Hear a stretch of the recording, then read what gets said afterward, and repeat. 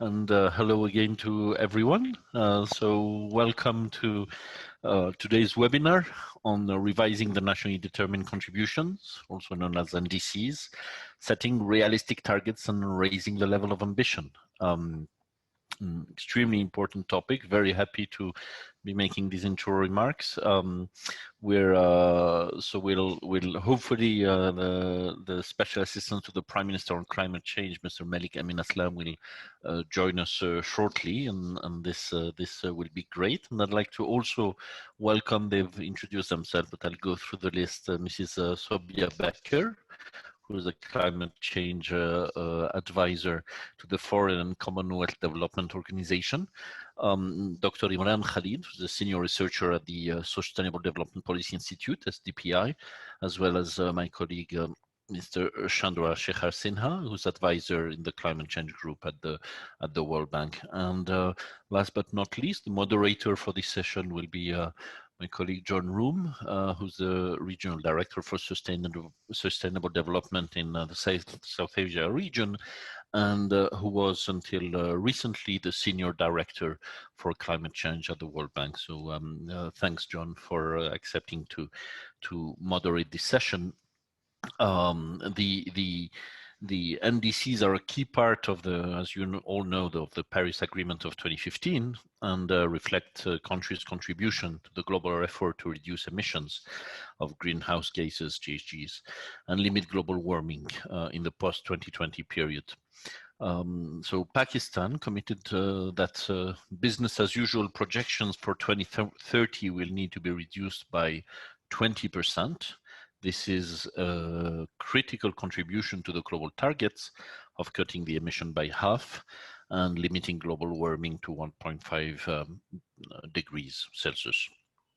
And as you all know, climate change and climate threats, climate change related threats are an acute issue for Pakistan's development and its efforts to growth and poverty. And in fact, we've started our discussions and consultations for our new cycle of what we call the country partnership framework, so our strategy of the coming years. And I've guided my team to ensure that supporting Pakistan address risks, be among them climate-related risks, and improve resilience, be a central theme of our partnership going forward. Many topics come under that, but definitely addressing risk related to climate change will be an important one. So a clear, very important priority for the World Bank in Pakistan and beyond, but I wanted to mention this as a clear commitment to that. And we are working in different sectors that are important to this agenda. The energy sector in Pakistan is the largest emissions contributor. It contributes about 46% of total emissions, followed by agriculture, 43%, and industry is 5%. And we should expect in the coming years further growth in both energy as well industry sectors.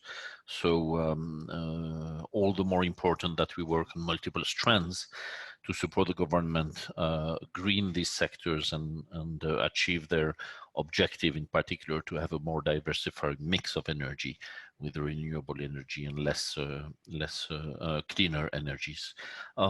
So we remain strongly committed to this agenda and helping Pakistan achieve its NDCs.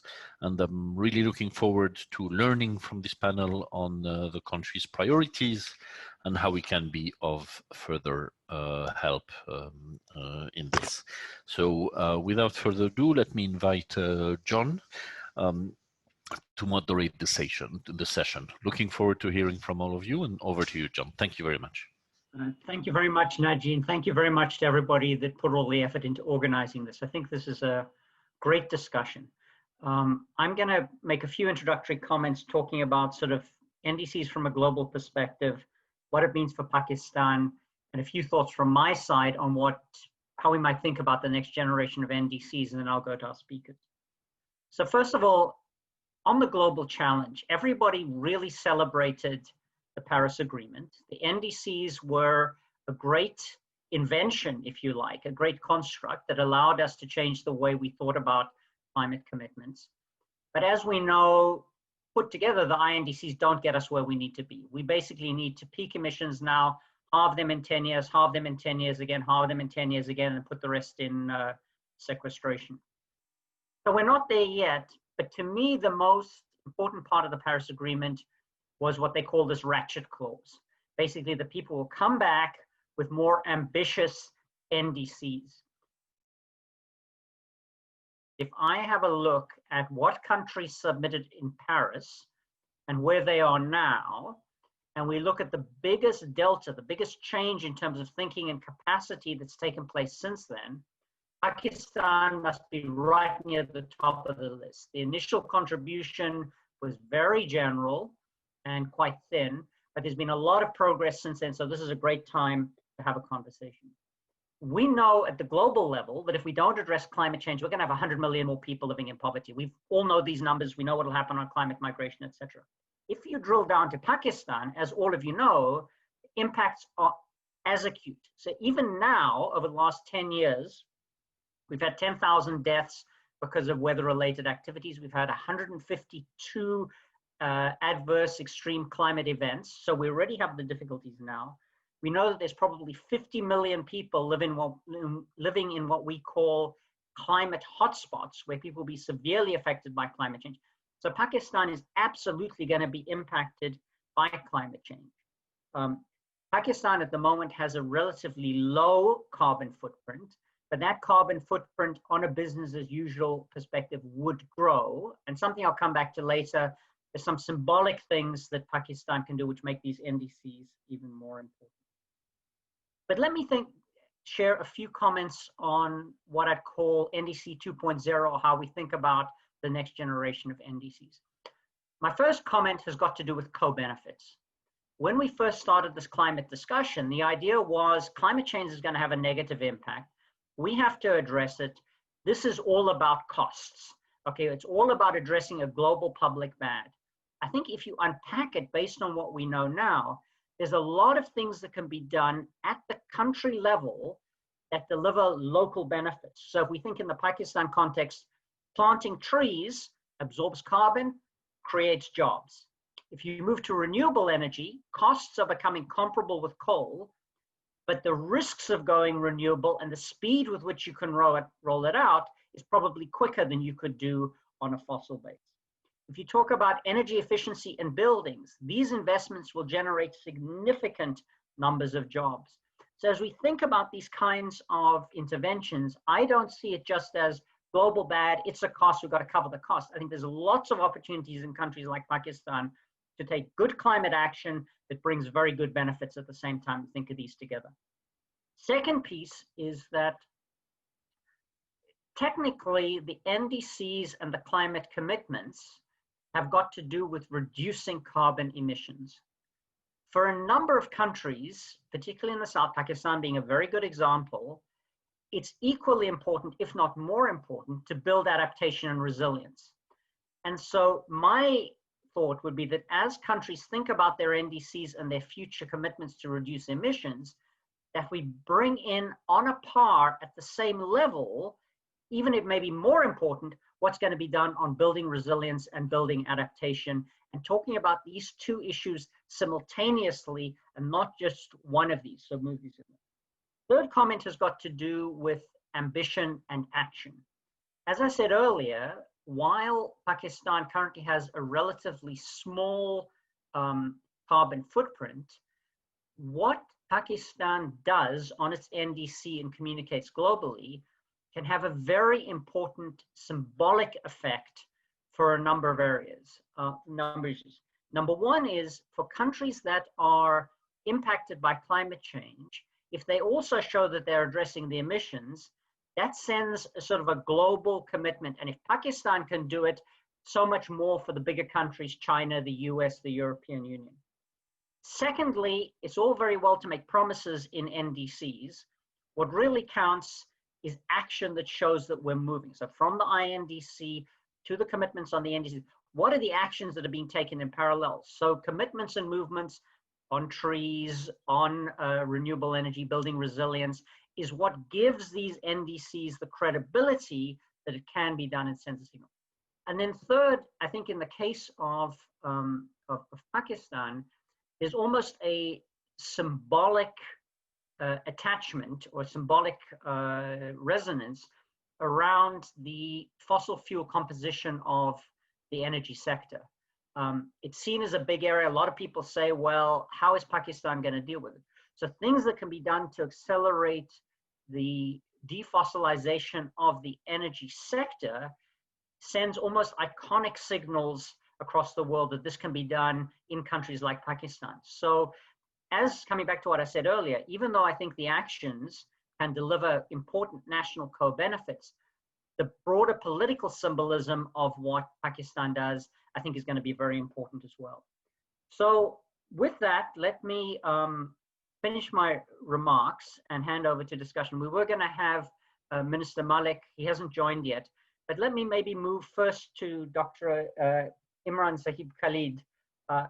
Maybe could you talk to us a little bit about what should be the elements of the revised NDCs, and how could these include addressing institutional vulnerabilities and ensuring a broad ownership across different tiers of government, and particularly in the Pakistan context, how we bring together institutional capacity at national, provincial, and local levels. This seems to be an important issue. Maybe you could share your thoughts for a few minutes on that. Thank you. Yes, hi, John. Thank you. Thank you, everyone. It's a pleasure to be here. I think that's a good question and that we need to answer, and I'll build up to that. But let me first start by saying that climate change is here. 10 years back, 15 years back, it was always something that was considered esoteric, even when I was talking about it as a student, and even when I was working with the policy circles. It was something that was to happen in the future. It was something that our children would have had to worry about, but it's here. It's palpable. We can smell it in the fires of California. We can feel it in the floods of northern Pakistan. We can feel it in the urban flooding that's happened in Karachi, for example. So it's here, and it's exacerbating. That's something that we all need to really take into account as we move forward. So when we talk about 1.5C or 2C, even these figures should make us worry. I think we are beyond a point where we could say that 1.5C is good enough for us. It's not. We already know that 1.1 degrees centigrade of temperature rise, that's where we're at right now. How that's affecting the weather patterns across the world, right? So stronger hurricanes, more episodes of urban flooding, glaciers melting in Greenland, glaciers melting up in the Himalayas and the Karakorums. So I think we've already passed that stage where we could say that, look, 1.5C or 2C would be good. I mean, there's nothing to be excited about when it comes to where we're heading. We've crossed the 400 parts per million when it comes to the carbon dioxide in the atmosphere. That's only, we know it from 6 decades of measuring that we've passed it, but this is, science tells us that it's the first time in 3 million years that we've crossed that mark. So it's all human induced, and as Bill McKibben put it, and I'll quote him here, he said that the extra heat that we trap near the planet because of the carbon dioxide we spewed is equivalent to heat from 400,000 Hiroshima-sized bombs every day, or 4 each second. Now just grasp this concept, 4 Hiroshima-sized bombs each second. I mean, that's the amount of heat that's being generated by us, and when we're affecting the planet in this regard. So this speaks to the magnitude of the problem as well as the resilience of the planet. But the resilience won't be there for much longer. We don't know for how long. It's certainly not there when it comes to the small island states, and hence it's a social justice issue as well for us, right? So it's a climate justice issue where people with lesser resources are being affected the most. So what's next? I mean, we've had these conferences year after year. The 26th Conference of Parties was supposed to happen this year. It's been postponed to next year. But we're at the same stage. I mean, think about it this way. How many of you know the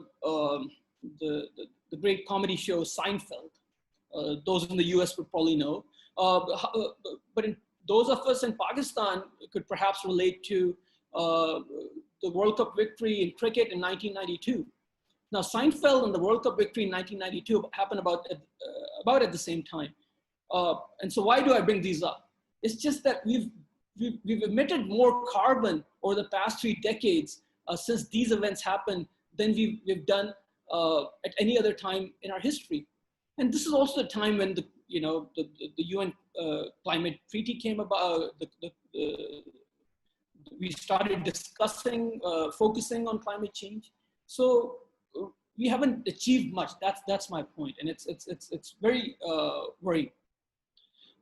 Moving forward, when we talk about our collective ambitions, China has said that just recently, the Chinese President Xi Jinping said that China will go carbon neutral by 2060. European Union has plans to do it by 2050. California still taking a leadership role, despite the fact that President Trump has said they'll leave the treaty if he stays in office. California will be going carbon neutral by 2045. But is that enough? Is this good enough? That's the question. Over the past few months, ever since COVID came into play, we've seen a reduction in about 5 to 7% in terms of greenhouse gas emissions across the world. Now, we'll need a COVID-like scenario over the next 10 years if we are to maintain the 1.5C mark, if we are to achieve that. I mean, that just goes to show the huge amount of focus that we need to bring on our ambition and focus on that and get there. Whether it's possible, it's looking very bleak when it comes to our 1.5C goals. So what should Pakistan be doing? So Pakistan has taken some excellent steps, especially in the realm of nature-based solutions. There's a tree plantation campaign that is happening, and that's all good and well. But as you mentioned, John, we've also invested in coal in recent years. So over the past 3 or 4 years, a number of coal power plants have come up. Is this the right time to think about coal when the world's literally burning up? That's something that we'll have to reconcile. Let me also bring in this notion of common but differentiated responsibilities that is bandied about a lot by a lot of individuals who think that it's our right to pollute or to tread the same path that the West did or that China did or India is doing right now. But it's destructive. We are essentially adding to the pollution. We really need to think about this. Common, yes, but differentiated responsibilities, perhaps not, given the challenges that we face. Our knowledge systems have grown, our understanding of science is better. We know what we can do with solar, we can do what we can do with wind power. There has been discussion around base load in Pakistan, whether we'll be able to meet the requirements of our growing electricity needs. But that's a moot point. We already know from the experiences in Germany, for example, that leaving fossil fuels is a reality and can be done. So we really need to plan ahead in this regard. As to the NDCs, a political commitment is required, but the NDCs thus far have been, they've been issued through a one-window operation. The government comes in, it comes out with the NDCs right before the Conference of Parties, and that's it. I'd like to add here that an NDC is not, and I repeat, it's not an end unto itself as it's being perceived and as it's being displayed. It's a process, and unfortunately we missed that in Pakistan. So not only in terms of mitigation, but also adaptation. We've put monetary figures. Okay, so this is, if you want us to reduce our carbon emissions, this is the amount we'll need. If you want us to adapt, this is the amount. So we have to understand that climate change is a crisis. Yes, it's not of our own making, but it's affecting us perhaps the most. And so we need to really account for it in our decision-making effort. So it just shouldn't be a standalone document, and it needs policy integration. We need to have a dialogue amongst the stakeholders when it comes to communicating what our NDC will be and how it relates to our short-term goals and long-term plans. So we need to communicate our resource needs. If we are to talk about coal, if we are to talk about renewable energy, that needs to be there. So Pakistan has a plan now to have 30% of its energy needs met by renewable energy by 2030 and 30% by hydro. Now that's an excellent step, but whether this renewable energy policy is speaking to the NDC, which is speaking to the Planning Commission's plans, I'm not too sure because we haven't had that discussion. So we will need to have that discussion and assign defined roles and responsibilities, especially in a country like Pakistan, which has a federal system now after the 18th amendment. So there's a role for the federal government in Islamabad, and then there's a role for the provinces as well. But it's important also to realize that our strategy needs to be human-centered. Yes, economy is there. Yes, we need to account for the cost that will happen, but our people are being affected from Sindh to Balochistan, from southern Punjab to northern areas. Climate change is very real for a lot of us, and unless and until we think of it as in a holistic manner, we won't be able to address all of these issues. So, thank you, Dr. Imran. That's very helpful framing. I think that you've lit the burning platform, as it were. You've told us why it's important that we need to move, and I think you've stressed a number of the social issues and the need to move forward. What I'd like to do as we move forward is to start focusing, drilling down a little bit more on, okay, what do we do next? Okay, how in the case of Pakistan can this be moved forward? So I'd like to go to Ms. SOBIAH BECKER from the Foreign Commonwealth Office. I still trip, I usually say DFID, Foreign Commonwealth Office, I'll get it right. What would it take to have a national platform to catalyze NDC actions and drive outcomes in Pakistan? And where do you think the priorities would be from your point of view? Thank you very much, John. And you're not the only one who trips up. The merger from DFID to FCDO is still very new for a lot of us. Thank you very much for this opportunity. It's a pleasure and an honor to join this august panel. And I think my friend Imran made some very relevant points.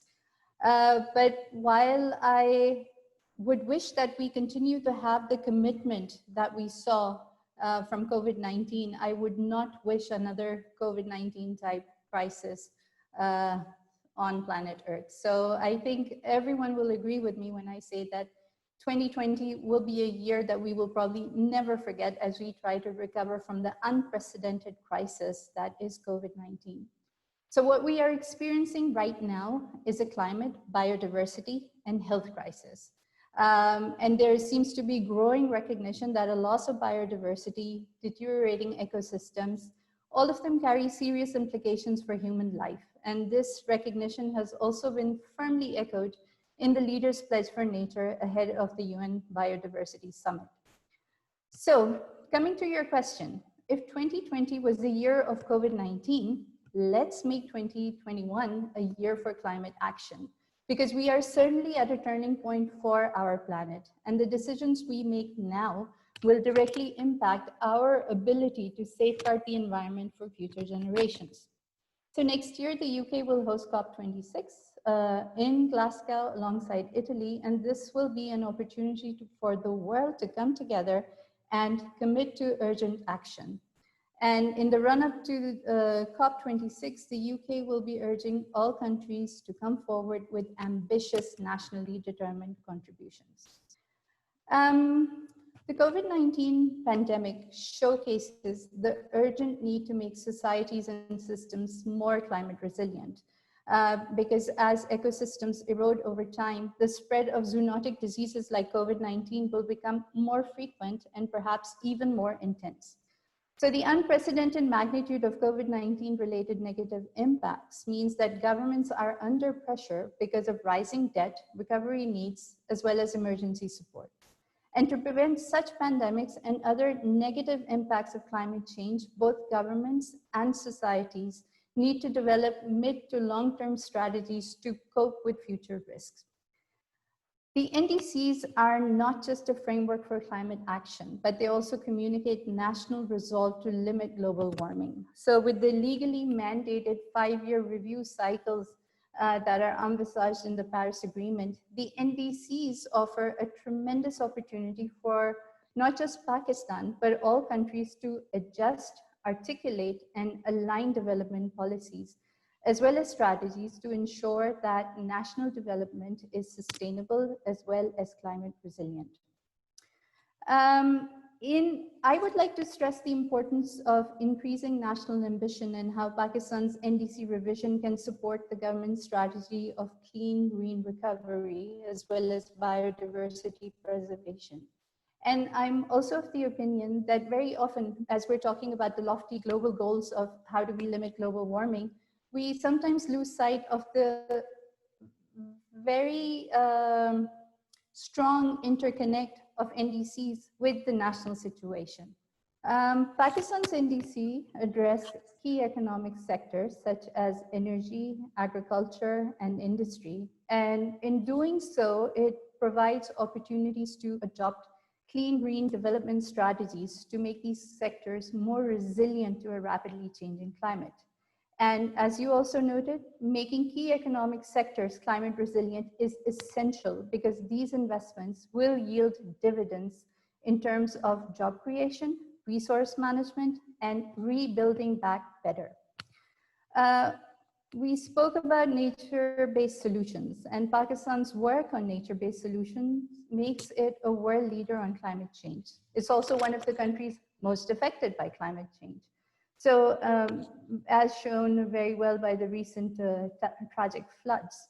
So a more ambitious NDC will be yet another powerful signal of Pakistan's leadership, as well as helping make the moral case for action amongst global partners. We know that nature-based solutions could provide around 30% of the cost-effective mitigation that is needed by 2030 to stabilize warming to below 2 degrees Celsius above pre-industrial levels. So nature-based solutions have been central to Pakistan's strategies. Case in point being the mass reforestation program, where Pakistan outperformed on the bond challenge and has scaled up this early success with the 10 billion tree tsunami, which in itself is a tremendous effort in nurturing ecosystems with spillover benefits for livelihoods as well as for disaster risk management.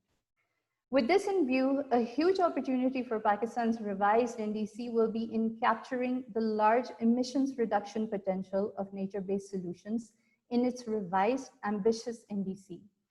By demonstrating this mitigation potential, Pakistan will be able to leverage collaborative multilateral processes that are critical to preserving as well as protecting biodiversity and the ecosystems in line with climate and social objectives. So Pakistan's first NDC was a good nascent attempt at projecting and communicating Pakistan's growth trajectory and what the climate impacts would be. In the first NDC, Pakistan's greenhouse gas emissions were projected to increase by 300% till 2030 based on a business as usual scenario using 2015 as a baseline. As Pakistan's economy has developed and grown, so have the level of emissions. The energy sector has seen more coal-fired power plants coming online, and there's an increase in energy consumption because of greater urbanization. Bovine emissions from the agricultural sector will likely also have increased in keeping with consumption patterns, and emissions from industrial processes will likely have risen. So based on statistical and reported data for the years 2017 and 18, we can expect that emissions will have risen by between 15 to 20% above the 2030 projection of 1.6 million tons of carbon dioxide equivalent. But there are opportunities. Could you try and wrap up, please? Could you try and wrap up? I can. Thank you. So when we talk about the NDC revision, essentially Pakistan has two options. The one is increasing the technical scope of the NDC, which means that Pakistan could include non-greenhouse gases and other climate pollutants in addition to what they're monitoring already. An enhanced and ambitious NDC would also mean strengthening the greenhouse gas inventory management systems, and improving monitoring, reporting, and verification abilities. And finally, Pakistan could set higher emissions reductions targets for each of the NDC sectors. So I'd like to conclude my remarks here by saying that the approach Pakistan chooses to adopt for its NDC revision can ensure a robust as well as a just transition for people, for the climate, and nature, especially when near-term actions embodied in the NDC are strengthened by long-term strategies. Thank you. Thank you very much, SOBIAH, for those wonderful remarks. I think your comparison about the similarities and differences with COVID is very apt. I was very pleased to see your emphasis on nature-based solutions. I think it's a huge part of the response. Some nice insights on where Pakistan can go next. And I also heard your challenge. What can we do to come to Glasgow with an ambitious set of actions as part of a global solution on that? So I think very helpful. We're very privileged to have Minister Malik ASLAM join us. He had another engagement. So thank you very much, Minister, for joining us. We'd love to hear your views on where Pakistan is heading in terms of meeting current NDC commitments and also in terms of increasing ambition in terms of the revised NDCs. So over to you, Minister. Yes, thank you very much. And apologies for joining late, but I had a last minute meeting. And I'm actually in the car right now, so I'm not putting the video on because it's not very good. But in any case, I heard the last intervention, and it was very well articulated in terms of what Pakistan's future climate pathway is. We are a country which is very heavily, investing in nature-based solutions, because we've seen it is a solution which is a win-win opportunity. It increases the climate resilience. It enhances the biodiversity protection. It creates livelihoods and other political dividends that we were able to achieve through our billion tree program in the KP province in the last 4 years. So this government is very keenly looking into nature-based solutions as much as possible. In that context, we have two big initiatives, and all of these things that I'm talking about are happening outside the NDC that we had submitted. And so the enhanced NDC is under preparation right now, and we hope to have an initial draft by the end of the year, and that would include all the initiatives that I'm going to talk about, because this is post 2018. We have on the forestry side a significant enhancement project called the 10 billion tree tsunami, which is targeting more than 1 million hectares of forest restoration across Pakistan. And this will obviously create jobs, increase the carbon sequestration, and also enhance the biodiversity national capital. Linked with this is also what we have called the Protected Areas Initiative. The present protected area coverage in Pakistan is about 12%, so we're targeting to take it to 15% by the end of 2023. And that entails assigning a lot of new national parks and protected areas and other categories. And all of that again is focused on biodiversity protection, but also enhancing climate resilience, because all of these areas would be huge areas for carbon sequestration also. So on the nature-based side, we have these two big initiatives which are being undertaken right now. On the energy side, again, Pakistan has taken some very significant steps in the last 1 year. We approved our first electric vehicle policy, which is a final stage inclusion of the cars is left, but we've approved it for the two-wheelers, three-wheelers, and the buses and trucks, and that's gone through the parliament, and the incentives are now available for them, and we are hoping to increase our e-mobility in the years to come. It has got a lot of advantages for Pakistan, including saving 60% in emissions, but also the cost advantages of having EV and the local air pollution advantages, which are significant. We also just 2 months back approved, and it is already implemented, a shift from Euro 2 to Euro 5. So this was one big jump in terms of fuel quality that has already happened in Pakistan since September 1. So 70% of the fuel used in Pakistan, which is imported, is now on Euro 5 instead of Euro 1. So that again creates a large avenue for carbon reduction, also SOx emissions reductions by a scale of 10.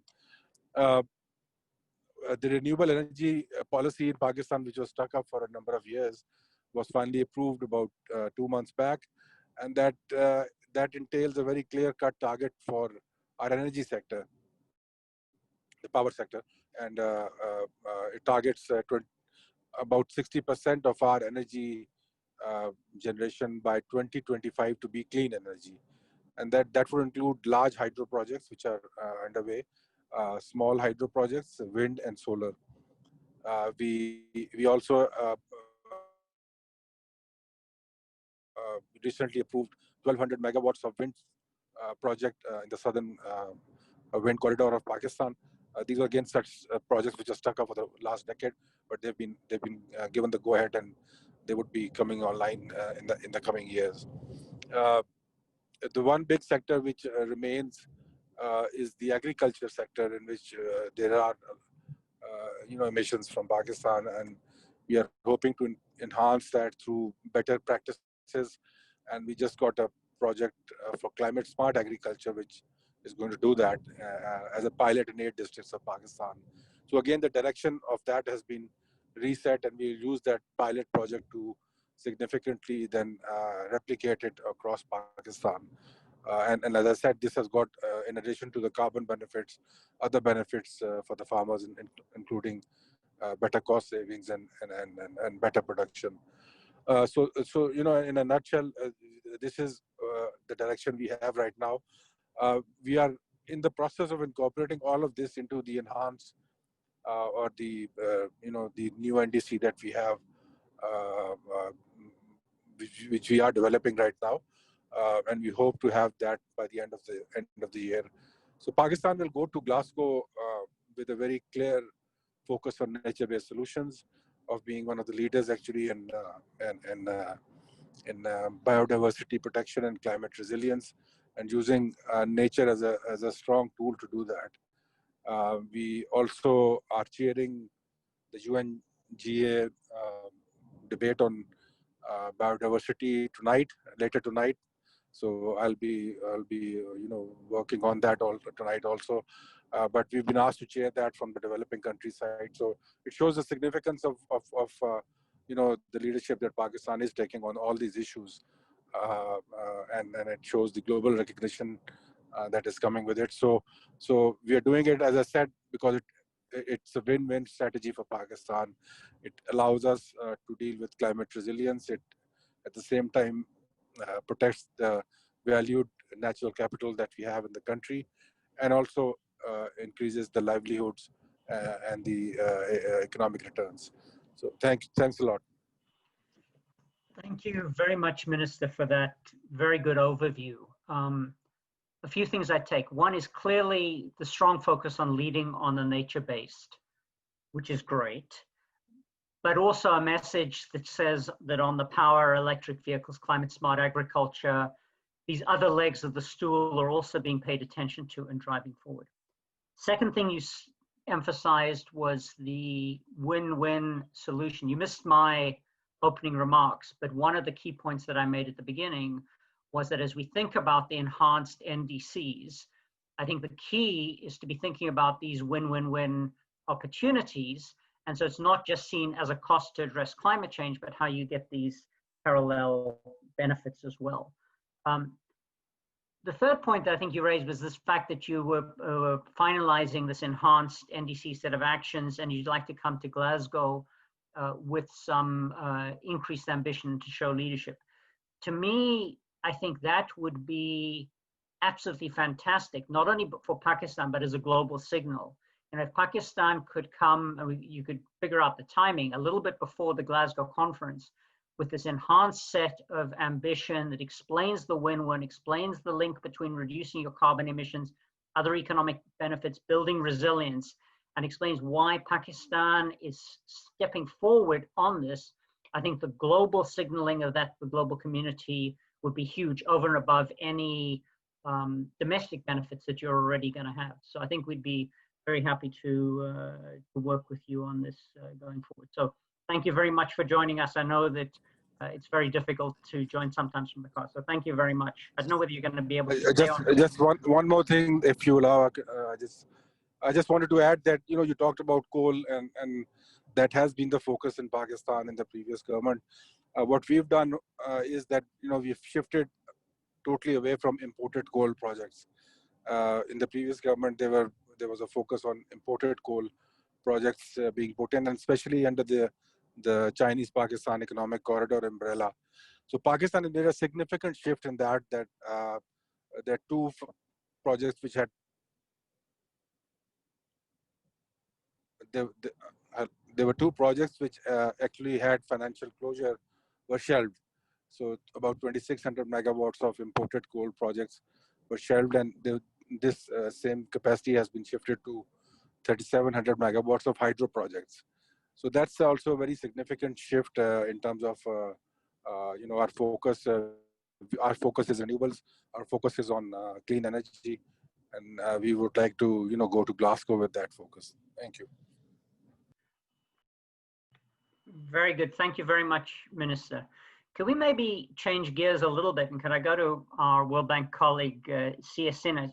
CS, could you maybe share with us what are the emerging lessons and experiences of countries implementing their NDCs, how they finance these commitments, and how they can and are focusing on increasing ambition in the climate agenda when obviously they're under a lot of pressure on COVID and other sorts of issues? Over to you, CS. Thank you, John.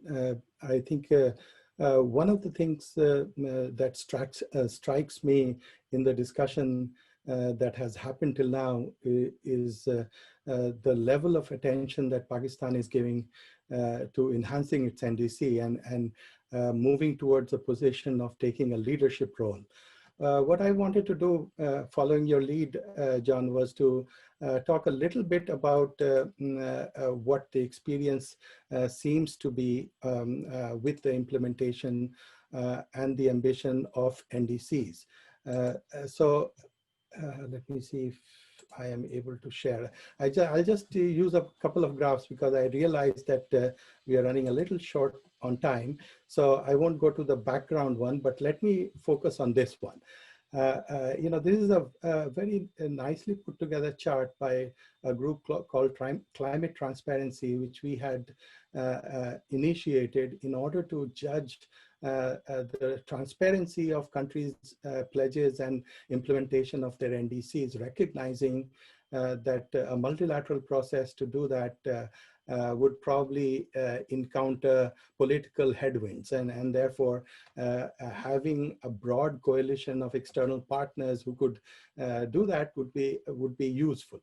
What this chart tries to do is to summarize for the G20 countries, which account for about 80% of the total global emissions, the ambition and the implementation progress as assessed by this consortium of civil society organizations and think tanks. And what you see on the left is the bad news, right? These are countries, some of which made ambitious pledges, are not making progress on implementation of the NDCs. All the way from our client countries like Brazil or Australia, certainly United States is in a totally different bucket. Clearly, the current administration indicating that it would withdraw from the Paris Agreement, but there's a whole range of countries who fall in the category where some of them made ambitious commitments, but are not moving forward with the implementation. Whereas there are others like Argentina, whose commitment itself was not ambitious and is still not moving forward with the implementation of the pledges under the NDCs. And there'll be a greater level of scrutiny on the enhanced or revised NDCs as we move towards this process going to Glasgow. Then there are some who had NDCs which were ambitious, and over here basically EU, India and Indonesia stand out as countries which had NDCs which were considered to be 2-degree compatible, not a 1.5 degree compatible, but a 2-degree compatible NDC, and are making good progress in implementation of these NDCs. And that is not to say these countries don't need to do more, and you don't have to think about more than the case of Germany or India accelerating the decommissioning of coal as an example, or in the case of India, not financing new coal. I think, you know, irrespective of where countries are, there is scope for them to scale up their ambition and kind of implement measures which would help us move towards the climate goal that we want to get to. So that's one point. The second point I wanted to make is that you know, it is becoming increasingly important that we need to you know, ensure the transparencies of NDCs so that you know, parties are held accountable, or countries are held accountable. And certainly this becomes extremely critical when we are looking at ratcheting up the ambition of NDCs, as you indicated, John, which is built into the overall Paris Agreement process. And here I want to draw the attention of those who may be practitioners in Pakistan on the work that we did with University of Cape Town to put together a tool to help countries define their NDCs in a more transparent and comparable manner. And I won't go into a lot of the detail as far as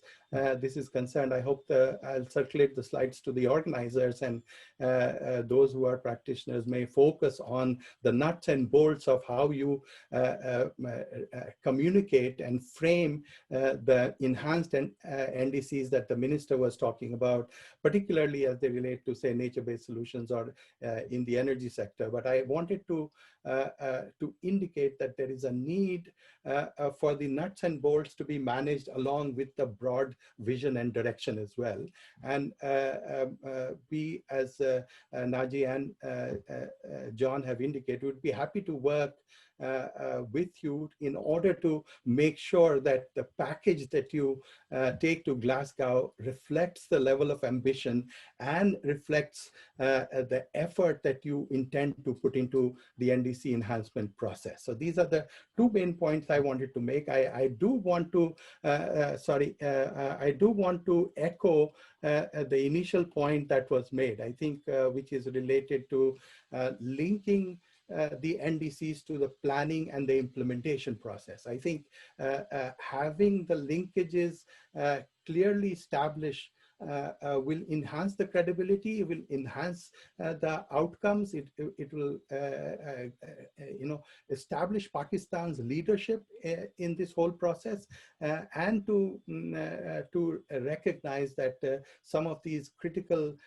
features would be important in the overall global stocktake process that you know, that the international community will engage in, particularly in 2023 as we move toward the a global stocktake based on the enhanced NDCs that are submitted. So John, I want to end here. I'd be happy to take any questions in terms of specificities on financing of it, but the key issue there is that in many cases where progress has been made, it is been through engagement of the private sector, creating enabling environments, driving down costs for renewable type technologies, and in other cases, such as examples of Germany in terms of putting aside large amount of resources in order to accelerate move away from coal, for instance.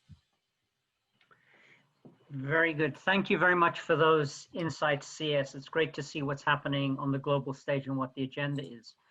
I must say, at a personal level, I've got mixed level responses to your presentation. I see my own country, South Africa, is way in the left-hand side of underperforming, so that's not very good. But you do quote the work that you're doing with the University of Cape Town, so that gives me a bit of hope. It also, on a lighter note, makes me think, based on what the minister said, that hopefully early in 2021, we can celebrate two things. One is the more ambitious NDC for Pakistan going public, and the second one would be the successful South Africa tour of Pakistan for cricket early in 2021, the postponed tour. So let's see how that goes. We can but be hopeful on both of those issues.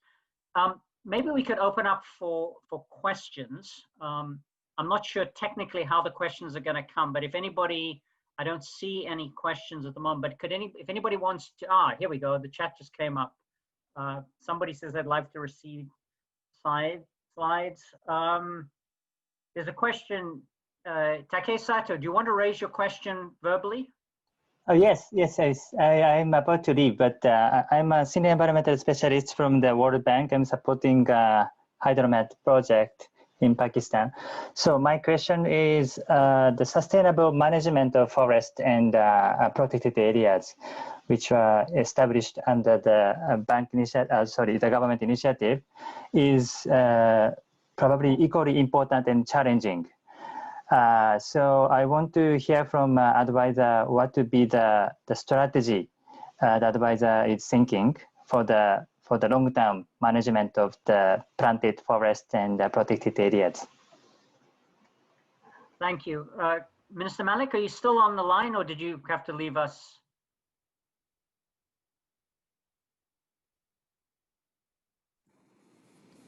He had to leave, John. Okay, so we'll probably follow up offline on that one. Any other questions? If anybody wants to put something in the chat, I can see it right now, or if anybody wants to intervene with a question, maybe we can collect a few and then run through the speakers again.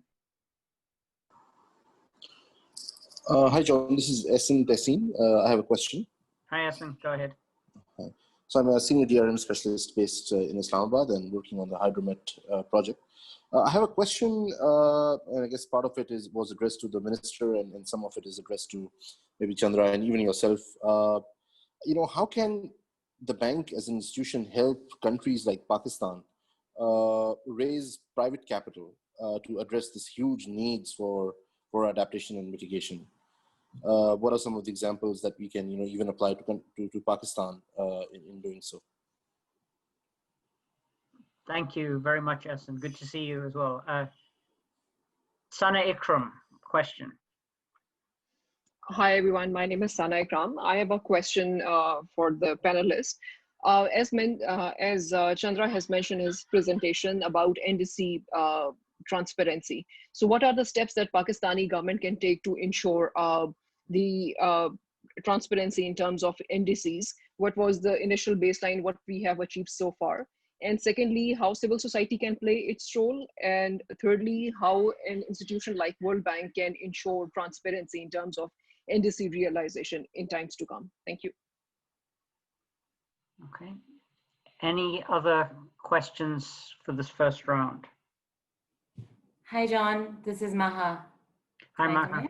Yeah. Hi, everyone. This is I'm a senior rural development specialist working in Islamabad. I think my question is a little bit about, well, it was meant for the advisor, but maybe generally for the panel. one of the issues that I found in reviewing the policies that our government has on, like our water management policy, agriculture policy, even the new draft strategy that they've prepared, is it's very output focused. And even at that level, so they don't even think about outcomes, but even at that output level, I don't see them talking very much about the capacity that is required to do this, the commitment and the outreach, not only to the government client, to the government, to let's say the mid-level, mid-tier of the government, but also generally, it doesn't have anything on citizens' engagement. And so that two-way responsibility of the citizen towards the state and the state towards the citizen, I find that lacking. So I would very much like to hear maybe if there are any examples where this kind of outreach or maybe awareness creation has happened successfully, and how we could mainstream this in our agriculture projects going forward, especially. Thank you. Thank you very much. Let's go for a question from Aisha Khan, and then we can get a set of answers and do a second round later. Yeah, my question is for Dr. Imran Khalid. Dr. Imran, there's a large body of civil society organizations in Pakistan that work on climate change. What do you think of the idea of developing an inventory and quantifying their contributions in adaptation and mitigation? These contributions can be reflected in the NDC and also help in converting civil society role from local to global. It may also very well incentivize civil society to work as partners in climate action. What are your thoughts on this? Okay, excellent. Thank you all very much for those questions. Let's go for a round of answers. So what I had is a list of questions: how to ensure sustainability of forests, where can help be provided to Pakistan in terms of driving this NDC ambition, what is the role of civil society generally and how can we enhance that, and in particular around transparency, and what can be done to build the, if you like, the capacity of the institutions, the processes, in addition to the substance to drive it forward. For ease of simplicity, let's just run through the panelists in order, and let's start with Dr. Imran, and then run through in the speaking order, and I'll offer some comments at the end, and then we can take another round of questions. Dr. Imran.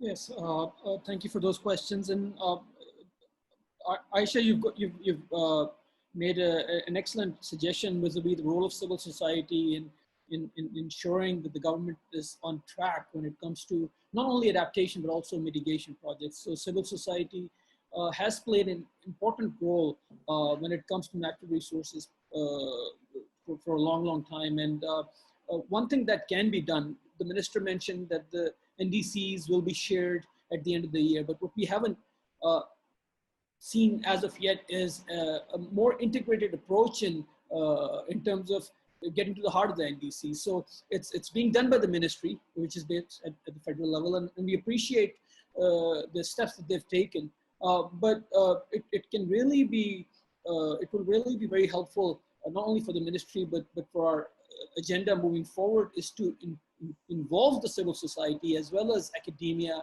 and scientists across the country in coming up with a set of recommendations for the NDCs before that is finalized.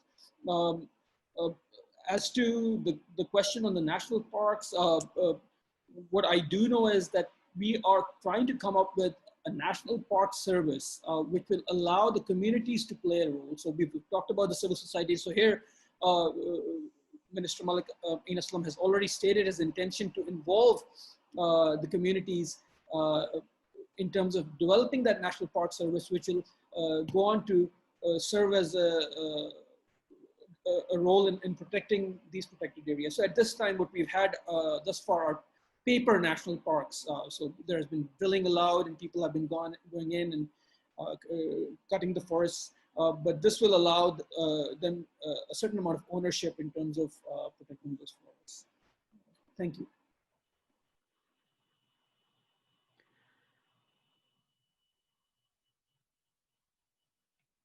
Sorry, go ahead. SOBIAH and then CS, any pieces you want to pick up on? Thank you very much.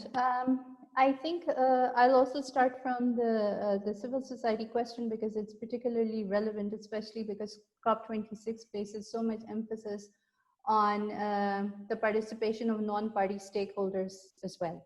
So we need to find mechanisms to crowd in civil society, and we need mechanisms to crowd in the private sector.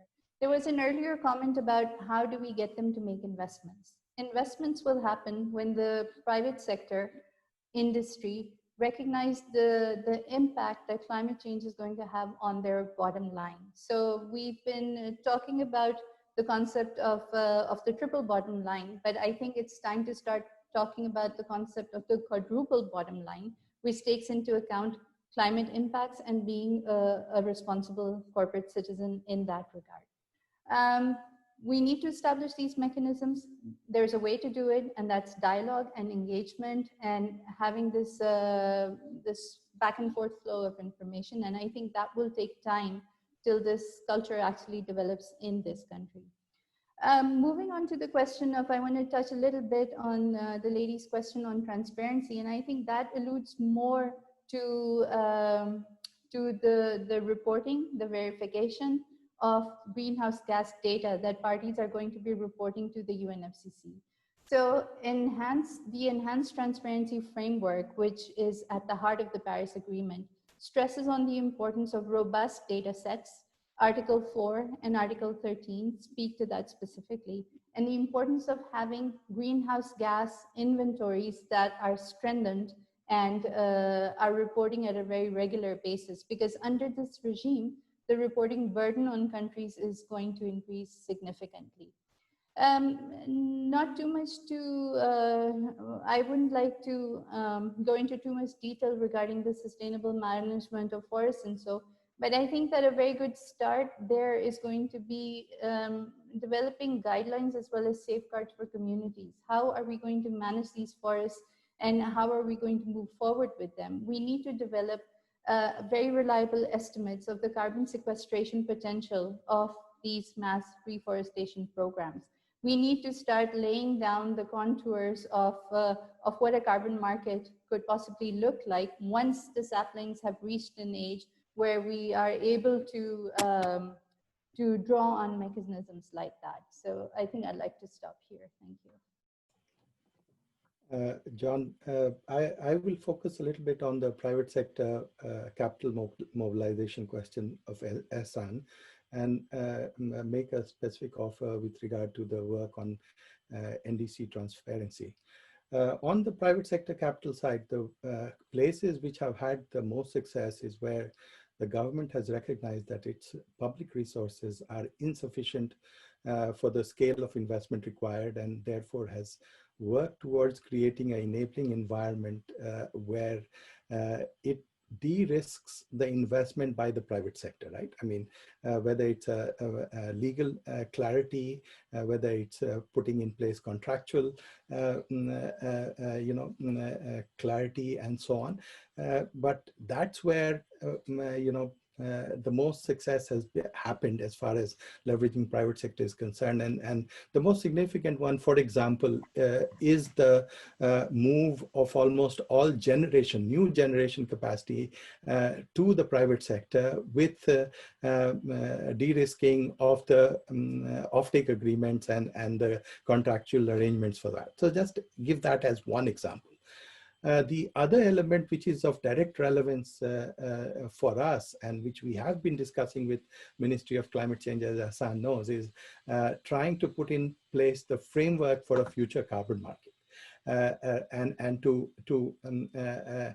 add to the point that SOBIAH is making, I think while the market may not be large right now or vibrant right now, but what is very clear is that in order to meet the longer term goals of the climate agreements, you will need the markets, and early leaders such as Pakistan, particularly say in areas like nature-based solutions, could potentially leverage interest of the corporate sector, in particular on nature-based solutions through the carbon market. So these are two obviously, it's not as simple as that, nor is it as limited as that.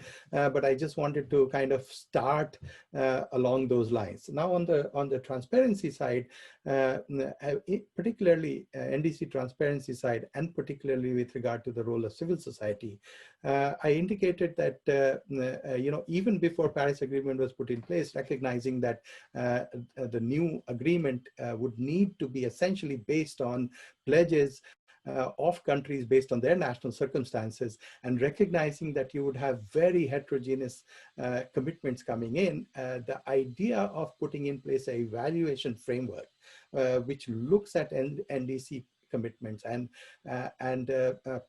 evaluates them in a clearly understandable and transparent framework has been one of the key elements of the work that we've done. And the work of climate transparency, which was set up by Peter Eigen, the founder of Transparency International, through our support, through the World Bank support, has now matured into quite a vibrant set of actors from civil society. And I think we would be very interested in examining the possibility of the engagement of Pakistan's civil society in looking at not just Pakistan's own NDC and ways that which it could be made more effective, but also participating in a broader effort at the global level to figure out how climate pledges and goals should be evaluated and how they should be looked at. So these are the 2 points I wanted to make. Very good. Thank you very much, everyone. I think some good responses here. A few just quick reactions from my side. One is, I think having a strong civil society engagement is very important, and we need to keep working on this, not just in terms of the monitoring, but in terms of getting some buy-in on the policy direction, the strategic priorities, because in the end, that's where some of the voices are going to come from that I think is going to drive the direction in which things are going. One observation. Second one is more a question. In the context of Pakistan, we've talked quite a bit about civil society. We've heard from the minister advisor in a central climate change capacity.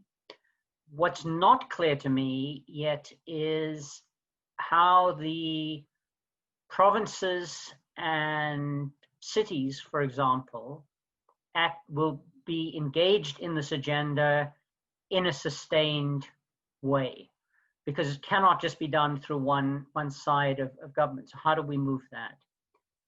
Third question, again, more of, I think we've had a discussion on a number of these key areas. The one piece that I haven't heard discussed very much has been water and water resource management. Now, I know most of this is an adaptation piece rather than an emissions piece. But if we have a look at the potential impact of climate change on Pakistan through agriculture, through flooding, through drought, this water element to me seems to be very critical. And this came up in the strategic country diagnostic work that we've done. So that would be one area we'd move forward. In terms of how to help, I think some ideas have been put on the table. I do think that something like an NDC has two elements to it. The one is the longer term strategic priorities and direction that we're going in, or Pakistan is going in. But the second piece is short-term delivery on some concrete confidence building initiatives. Okay, so the minister talked about the intentional move away from coal, not doing these coal projects, and then talked about this broad commitment on renewables. Closing those deals and focusing and putting attention across different partners to actually close those deals would be a huge confidence boost. And I'm sure there are other, climate smart agriculture, the minister talked about pilots. We've got some very good examples in other parts of the world about the triple win that comes from climate change. I think the quicker that we can identify together some areas where these pilots are and then work together on some of these things, I think this will help build the momentum for greater ambition and greater implementation of the NDCs. Let's open up for another round of questions. We can probably take 2 or 3 more questions, and then I'll give each of the panelists a chance to say something in closure. So we do have one question here, which I don't know whether any of the panelists will be willing to tackle. Can we somehow threaten countries, even the big ones, with sanctions for not adhering to their NDCs? I think that'll be a long, complicated discussion that probably requires some face-to-face dialogue as opposed to a webinar, but if anybody's brave enough to take that one on, that'd be great. I see Azair has come forward. I don't know whether there's a specific question there. Hey, thank you for this opportunity. I had a question which may come off as a bit naive to all you veteran environmentalists. I wanted to ask when it comes to foreign funding of climate-related projects in any country, especially developing country, is there, because it affects everyone, and I'm sure there are monitoring and evaluation techniques, departments that track all the dollars that are coming in. Is there a way for citizens to go anywhere, World Bank website or the Green Fund website, to see where are these funds being invested? For example, the $188 million from the World Bank. And this was hydromet, afforestation, biodiversity, conservation, I think. And then there was this $121 million from the Green Fund. I think that it was for 3 projects. It happened a couple of years ago. So is there a way to view, and is there any transparency as to where these dollars are invested in any country? Thank you. So that's a great question. While you're thinking of other questions, let me give CS a heads up. If you could respond when we get on the generic side of it, and then maybe Ehsan can come back on the 188 million and the Pakistan specific World Bank response. Other questions? Hi, John. Can I come in? Yeah. Hi, this is Bilal. I'm part of the climate and DRM team at the World Bank. So I think, John, just picking up on one of the points that you just mentioned, I think, which is the institutional collaboration challenge between the different tiers of governance, especially at the provincial and federal level. And there's a divide that we've seen across various agendas, but I think very clearly on the climate change and very specifically on NDC, that how the provinces and, local tiers of governance are involved. And I think unless that coordination or, that their role is in place, the implementation of NDC will be very tricky because there won't be any buy-in for the on-ground action. So I just wanted to ask, the panelists what they think are some of the, long-term or short-term interventions that we can do to align the incentives for promoting this collaboration between the provinces and, the federation, rather than, wielding legislative force on them, but how to, create the incentivization for that collaboration. So really, we can create the synergies between the two. Thank you. So, sorry, Bilal, can I be a bit badly behaved and ask you whether you have any hypotheses you want to test on the panel?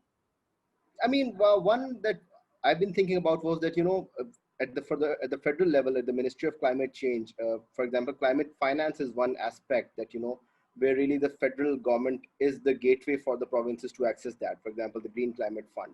So, for example, the Climate Ministry could sort of become that opener or become a one-window operation for provinces or cities to pitch in their projects and, connect them with the different international funding opportunities, be it, Green Climate Fund or any other source of funding. So something like that, that the federal level has a more service-oriented or value add in the process, that the provinces or, other tiers of government are naturally attracted to them rather than, creating another layer of bureaucracy on top of them. So that is, one way to look at it. But, happy to hear any other thoughts or ideas.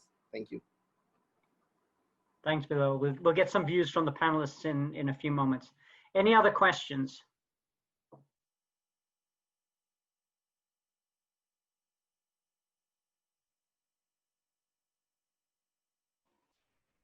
Okay. John, I have a question, John, that perhaps some of my colleagues can answer.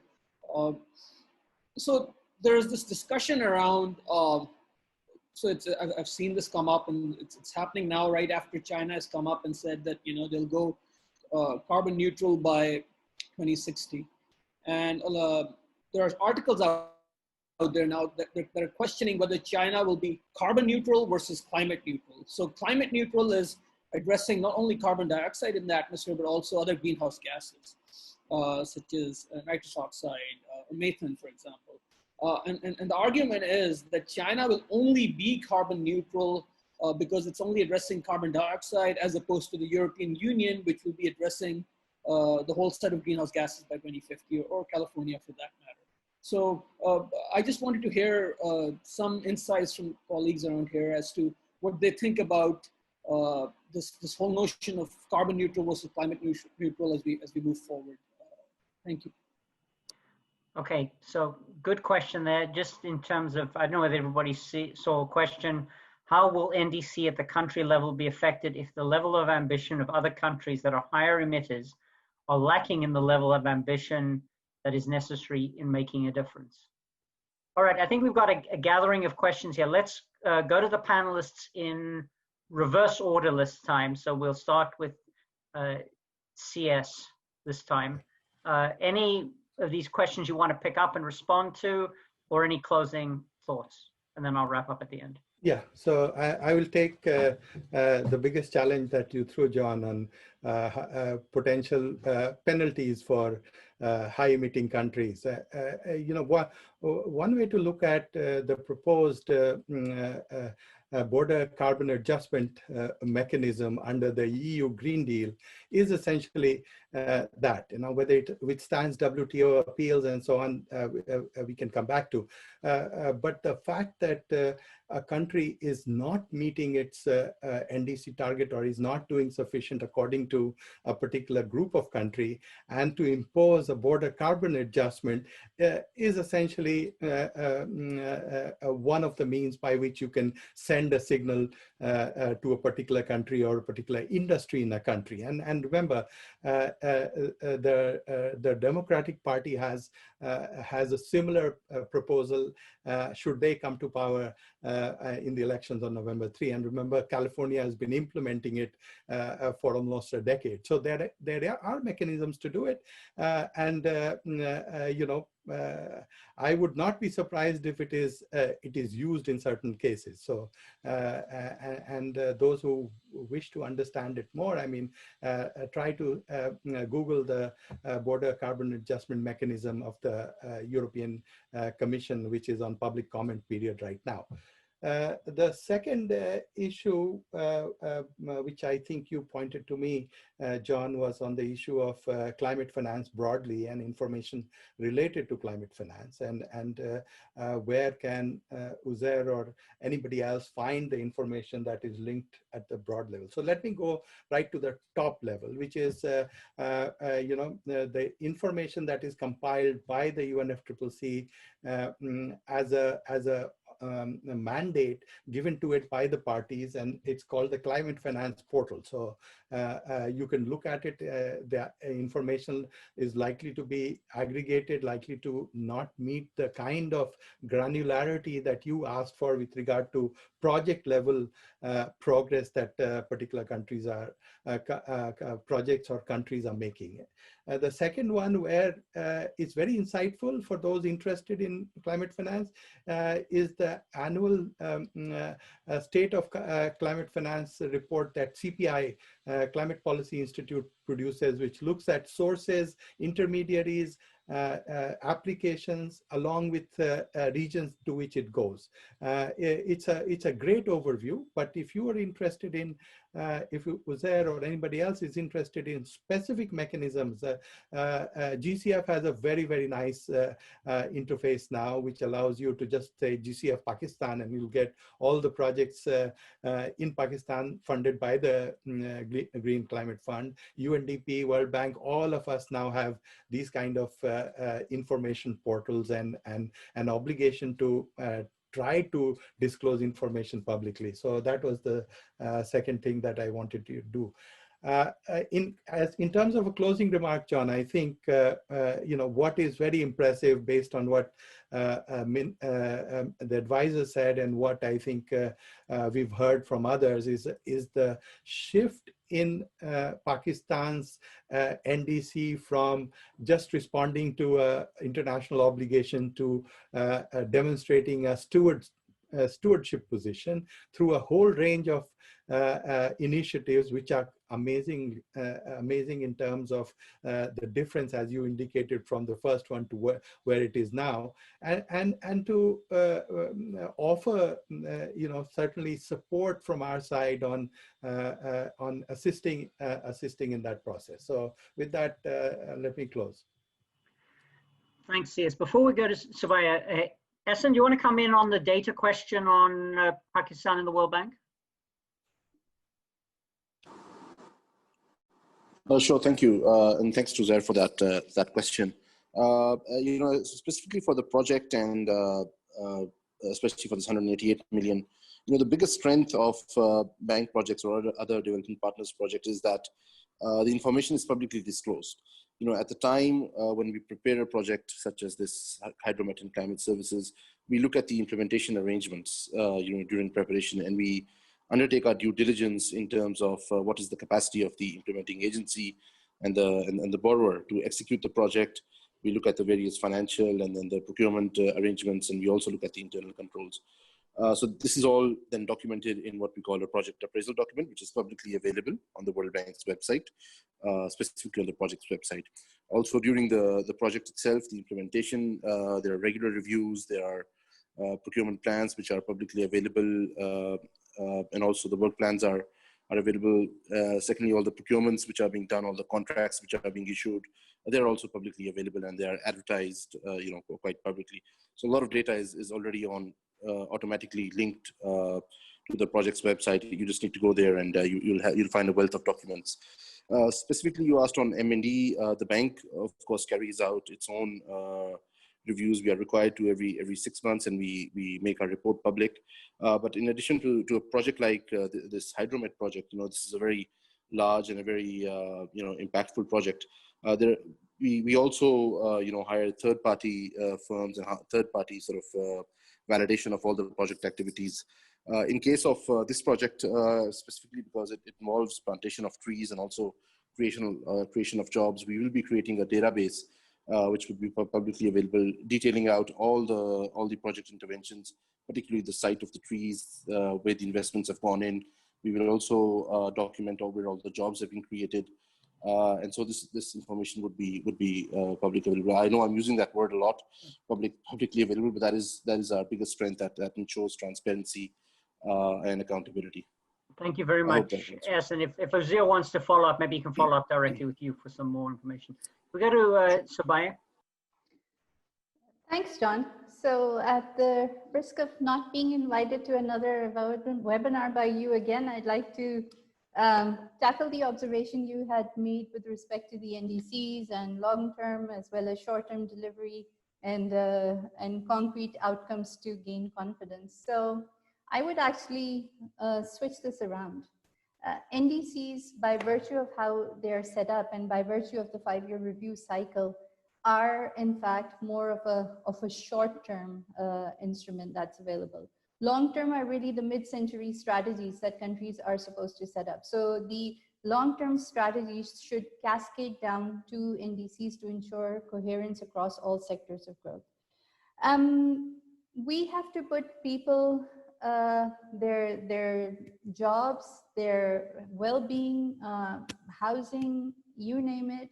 We have to embed people at the center of a very robust climate narrative. And when we do that, we will automatically be creating a paradigm shift that's needed towards a more resilient, low carbon growth trajectory. Because at its essence, economic growth is about supply and it's about demand. And within the next 10-year period, conventional, traditional production methods will become too expensive, and we will find industries, producers shifting to green trajectories. Because there is no intellectually coherent high carbon pathway to growth. And this we've seen in many countries. So if investments in traditional infrastructure produce 7 jobs, investments in green infrastructure produce anywhere from 9 to 13 jobs. A recent UK study indicates that investments that are going to be, that are being made now in the RE sector, renewable energy sector, will add 700,000 jobs, direct jobs, by 2030, just in England alone. And this number is going to grow to 1.18 million by 2050. And this is leaving aside all of the tertiary industries that are related to the energy sector. So it makes a lot of sense for Pakistan to accelerate the transition to re-energize its energy sector by moving to renewable energy technologies. Thank you. Thank you. Dr. Imran. Yes, hi. So just briefly, if I could touch upon the question regarding the NDCs at the country level. So it's not an either or question. I mean, we have to do this. If your home is on fire, everyone has to come out and, you know, they're going to try and put it out regardless of what somebody else is doing. It's just, that's the only way to respond to it. I'm sure there are some countries who've got greater ambition and they're taking greater steps, but somebody has to take a lead, and it doesn't have to be the developed countries, the countries that have contributed to pollution the most who need to take that step. It could be a country like Pakistan, it could be a country like Bangladesh, these countries which are some of the most affected. And we're already seeing that happen in terms of the steps that these countries are taking vis-a-vis adaptation, for example. So it needs to be done, and anyone who does it, they should be taking the lead and then calling others out. I mean, it's, thankfully, I'm not with the Foreign Service. So if it's DC that needs to be called out, or Beijing, or any of the others major countries, if they need to be called out, they should be, because this is really a matter of life and death when it comes to the climate crisis that we're facing. Excellent. Thank you very much. So let me try and conclude with a few remarks. So first of all, let me just react very quickly to what SOBIAH said. First of all, no substantive disagreement in terms of the way you phrased it. And if you thought you could get away with future collaboration through that comment, you don't know me well enough and you don't know our team well enough. So you don't get away that easy. As I say, you can run, but you can't hide. We will keep you hooked into this dialogue. I was going to say come hell or high water, but that's probably a bad analogy in this discussion. So yeah, we'll keep going. So as we think about it, one, just to pick up on this last point about country ambition versus what other countries are doing. I think, Dr. Imran, you made the main point. Okay, it is in Pakistan's interest to come up with a more ambitious NDC that focuses on co-benefits and also builds resilience in. There's no question about that. And so driving it from that national perspective, I think, is the fundamental underpinning for this dialogue, because that's what's going to get you the domestic response. Secondly, yes, there is a role, and I like the way you phrased it, for your foreign office or your climate negotiator to raise a stink and accountability in the global environment and to talk about global justice, but they don't have to be linked directly, except for something else that I'm going to say. So one group of people can focus that, and it doesn't mean you do that and don't take local action. In fact, the opposite is probably true. I think if your foreign affairs, foreign minister, whoever, is going to make a stink and call out other countries for not doing it, if he or she can say, listen, we are in any case doing A, B, and C as Pakistan, and Bangladesh is doing C, D, and E, and Maldives is doing this, and we weren't even a major cause of the problem, but this is what we're doing, your credibility just raises incredibly. And so I think that is really, I think, one of the key conclusions of this. As I hear everybody talking, I'm very excited about the opportunity that this presents. So, you know, if we think, what if we could get governments at different levels, central level, local government level, civil society and the private sector in Pakistan to refine and take this discussion further so that sometime before Glasgow, there could be a really ambitious Pakistan plan put on the table, and that in Glasgow, Pakistan can take a major role moving forward as a representative of a country that is severely affected by climate change, but is doing what they can both on the adaptation and on the mitigation side to get the win-win. I think this would just be fantastic, not only on the global stage, but also on the domestic stage. I think there's a huge opportunity to do this.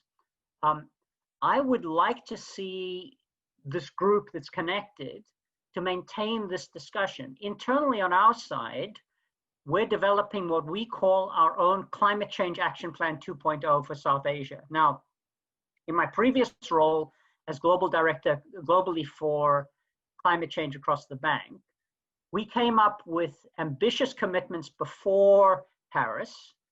In Poland last year, we came up with another set of ambitious commitments, the whole idea being to lead by demonstration, to show what everybody can do. We've got a climate change action plan. Now in South Asia, we're focusing on how do we take it to the next level with priorities in the country level. We've done some preliminary work. It's been slowed a little bit by COVID, but we're going to be doing a harder push on that now.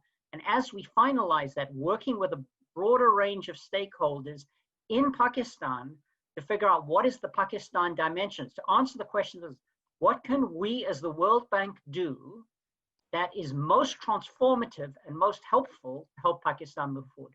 So I would really like us to keep this community together, to keep the discussion going, to see how we can all play our roles together. You know, this is not something that one person or one leader or one institution can resolve. Just by its nature, it's going to take a whole bunch of people working together. So I would really like to capitalize on this. We'll discuss internally about how we can keep this thing going and who the key focal point will be. And we'd like to get back to all of you to try and keep you engaged in this discussion so we can play our role to try and help move this forward. But I find it really exciting. And this is not a time in 2020 for a lot of good news, but I do see this as something that's really exciting, an opportunity that we can keep pushing. The question quote I like is, if not us, then who? If not now, then when? And I think this really applies to this. So there's an opportunity, I think, for all of us to step up together. I want to thank everybody for joining this webinar, for the wonderful contributions that you've made, and to the team for organizing it. Thank you all very much. Have a great evening in Pakistan and a great day in Washington or wherever everybody else is. Thank you all very much.